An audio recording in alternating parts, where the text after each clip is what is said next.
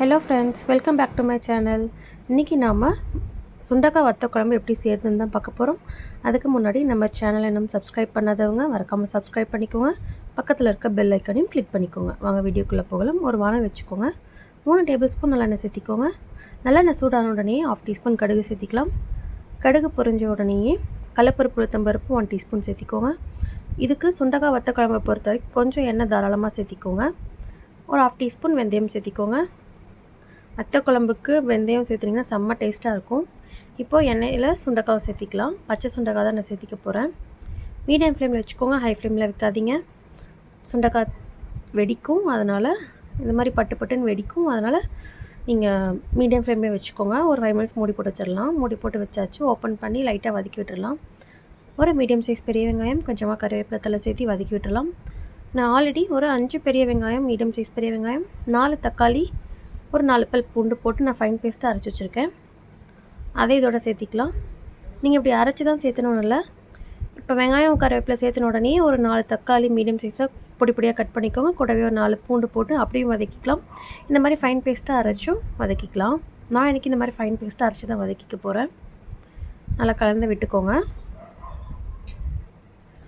Medium ஃப்ளேம்லேயே வச்சுக்கோங்க, high flame வேண்டாம். நல்லா கலந்து விட்டுருங்க.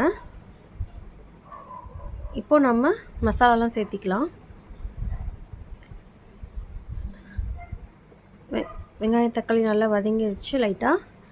இப்போ நம்ம மசாலா சேர்த்திக்கலாம். 2 டேபிள் ஸ்பூன் சாம்பார் தூள் சேர்த்திக்க போகிறேன்.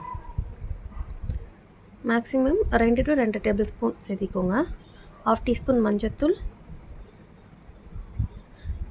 கொஞ்சம் தேவையான அளவு உப்பு சேர்த்திக்கோங்க. சேர்த்து நல்லா கலந்து விட்டுருங்க. டேஸ்ட் ரொம்ப நல்லாயிருக்கும். அடிக்கடி சாப்பிடுங்க. சுண்டக்காய் குழம்பு இம்யூன் பூஸ்டர் தான். ரெகுலராக நீங்கள் எடுத்துக்கிட்டிங்க அப்படின்னா உடம்புக்கு ரொம்ப நல்லது. நல்லா கலந்து விட்டுருங்க. நான் ஆல்ரெடி எண்ணெயிலேயே வரமிளகாய் தாளிக்க மறந்துட்டேன். அதனால் இப்போ நான் வரமிளகாய் சேர்த்திருக்கேன். நீங்கள் எண்ணெயில் வரமிளகாய் தாளிச்சிக்கோங்க காரத்துக்கு. இது நல்லா கலந்து விட்டுக்கோங்க. எலுமிச்சைப்பழம் சைஸ் புளி ஊற வச்சுருக்கேன். அதையும் நல்லா கரைச்சி விட்டுக்கோங்க.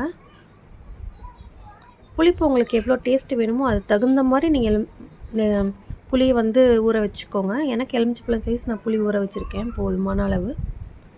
அதையும் சேர்த்து நல்லா கலந்து விட்டுக்கோங்க. கலந்து விட்டு உங்களுக்கு தண்ணி எவ்வளோ வேணுமோ அதெல்லாம் கொஞ்சம் லைட்டாக நான் இன்றைக்கி ஒரு 2 கிளாஸ் தண்ணி ஊற்றி நல்லா கொதிக்க விட போகிறேன்.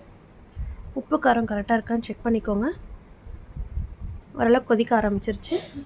இப்போ இந்த ஸ்டேஜில் நான் ஒரு 3 டேபிள் ஸ்பூன் தேங்காய் நல்லா ஃபைன் பேஸ்ட்டாக அரைச்சி வச்சுருக்கேன். அது இதையும் இதோட சேர்த்து கலந்து விட்டுற போகிறேன். நீங்கள் இந்த மாதிரி செஞ்சு சாப்பிட்டு பார்த்தீங்க அப்படின்னா டேஸ்ட்டு ரொம்ப நல்லாயிருக்கும். ட்ரை பண்ணி பாருங்கள் மறக்காமல். கலந்து விட்டுக்கோங்க. தேங்காய் கொதி வரட்டும். நல்லா ஒரு கொதி வந்ததுக்கப்புறம் நம்ம ஆஃப் பண்ணிக்கலாம்.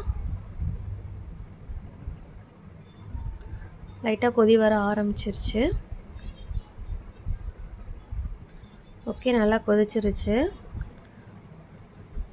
இப்போ இந்த ஸ்டேஜில் நான் கொத்தமல்லி தழை தூவி ஆஃப் பண்ணிட போகிறேன். நீங்களும் இந்த சுண்டக்காய் வத்த குழம்பை ட்ரை பண்ணி பாருங்கள். செஞ்சு சாப்பிட்டு பார்த்துட்டு மறக்காமல் கமெண்ட் பாக்ஸில் கமெண்ட் பண்ணுங்கள். இந்த வீடியோ உங்களுக்கு பிடிச்சிருந்தது அப்படின்னா உங்கள் ஃப்ரெண்ட்ஸ் அண்ட் ஃபேமிலிக்கு ஷேர் பண்ணுங்கள், சப்ஸ்கிரைப் பண்ணுங்கள். இதே மாதிரி சூப்பரான ரெசிபியோடு மீண்டும் சந்திக்கிறேன். தேங்க்ஸ் ஃபார் வாட்சிங்.